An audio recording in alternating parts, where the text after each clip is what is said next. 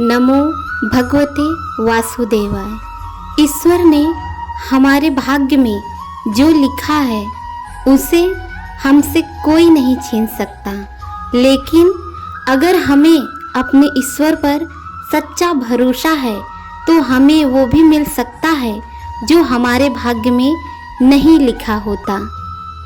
कहते हैं भगवान हर जगह है, बस देखने का नज़रिया होना चाहिए। हमारे भारत में कई भगवान को पूजा जाता है। आज हम आपके लिए एक भक्त और भगवान की अनोखी कहानी लेकर आए हैं, जिसे सुनने के बाद आपकी भगवान के प्रति श्रद्धा कई गुना ज़्यादा बढ़ जाएगी। यह कथा सुनकर आपके हृदय में भगवान के लिए प्रेम जरूर जाग जाएगा। कथा शुरू करते हैं। एक बार की बात है, एक संत जंगल में कुटिया बनाकर रहते थे। भगवान श्री कृष्ण का वो दिन रात भजन करते रहते थे। संत को यकीन था कि एक ना एक दिन मेरे भगवान श्री कृष्ण मुझे साक्षात दर्शन देंगे। वो हर वक्त भगवान का नाम जपते रहते थे। उसी जंगल में एक शिकारी आया। उस शिकारी ने संत की कुटिया को जंगल में देखा तो वह कुटिया में गया और उसने संत को प्रणाम किया और संत से पूछा कि आप कौन हैं और आप यहाँ क्या कर रहे हैं। तब संत ने सोचा, यदि मैं इससे कहूँगा कि मैं भगवान श्री कृष्ण के इंतजार में बैठा हूँ, उनका दर्शन बस मुझे किसी प्रकार हो जाए, तो शायद इसको ये बात समझ में नहीं आएगी। तब संत ने सोचा कि मैं इसको दूसरे तरीके से समझाता हूँ। संत ने शिकारी से पूछा, भैया पहले आप बताओ आप कौन हो और आप यहाँ किस लिए आए हो या आप आते हो। तब उस शिकारी ने कहा, मैं एक शिकारी हूँ और यहाँ शिकार के लिए आया हूँ। संत ने तुरंत उसी की भाषा में कहा, मैं भी एक शिकारी हूँ और अपने शिकार के लिए यहाँ आया हूँ। यहीं इसीलिए जंगल में मैं कुटिया बनाकर रहता हूँ। तब शिकारी ने पूछा, अच्छा महाराज जी, आप ये बताइए आपका शिकार दिखता कैसा है? आपके शिकार का नाम क्या है? हो सकता है मैं आपकी कोई मदद कर दूं। तब संत ने सोचा, इसे कैसे बताऊं? फिर भी संत कहते हैं, मेरे शिकार का नाम है, वो दिखने में बहुत ही सुंदर है, सांवला है, सलोना है। उसके सिर पर एक मोर मुकुट है, हाथों में बंसी है। ऐसा कहकर संत जी जोर जोर से रोने लगे।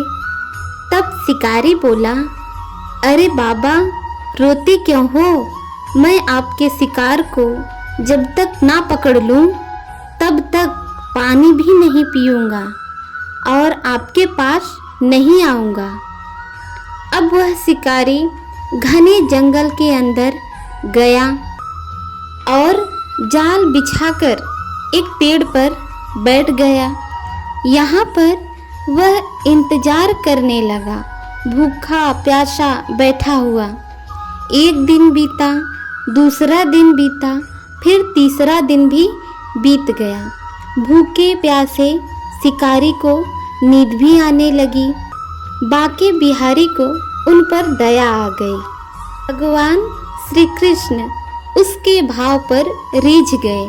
भगवान मंद मंद स्वर में बांसुरी बजाते हुए आए और उसके जाल में खुद ही फंस गए। जैसे ही शिकारी को फंसे हुए शिकार का अनुभव हुआ, वह तुरंत नींद से उठ गया और उस सांवले भगवान को देखा जैसा संत ने बताया था। उनका रूप हूबहू वैसा ही था। वह जोर जोर से चिल्लाने लगा, मिल गया, मिल गया, बाबा जी का शिकारी मिल गया। शिकारी ने उसे शिकार को जाल समेत कंधे पर बिठा लिया और शिकारी कहता हुआ चला, शिकार मिल गया, बाबा जी का शिकार मिल गया। आज 3 दिन के बाद मिले हो, खूब भूखा प्यासा रखा, अब मैं तुम्हें छोड़ने वाला नहीं हूँ। शिकारी धीरे धीरे कुटिया की ओर बढ़ रहा था। जैसे ही संत की कुटिया आई तो शिकारी ने आवाज़ लगाई, बाबा, ओ बाबा। संत ने तुरंत दरवाज़ा खोला और संत उस शिकारी के कंधे पर भगवान श्री कृष्ण को जाल में फंसा देख प्रसन्न हो गए। भगवान श्री कृष्ण जाल में फंसे हुए मंद मंद मुस्कुरा रहे थे। शिकारी ने कहा, बाबा, आपका शिकार लाया हूँ, बहुत मुश्किल से मिले हैं। संत के तो आज होश ही उड़ गए। संत ने शिकारी के चरणों में गिरकर उसे प्रणाम किया और संत फूट फूट कर रोने लगे। संत कहते हैं, मैंने आज तक आपको पाने के लिए अनेक प्रयास किए प्रभु, लेकिन आज आप मुझे इस शिकारी के कारण मिले हो। मैं आपको सत सत नमन करता हूँ। भगवान बोले, इस शिकारी का प्रेम तुमसे ज़्यादा है, इसका भाव तुम्हारे भाव से ज़्यादा है, इसका विश्वास तुम्हारे विश्वास से ज़्यादा है। इसलिए आज जब 3 दिन बीत गए तो मैं आए बिना नहीं रह पाया। मैं तो अपने भक्तों के अधीन हूँ और आपकी भक्ति भी कम नहीं है महाराज।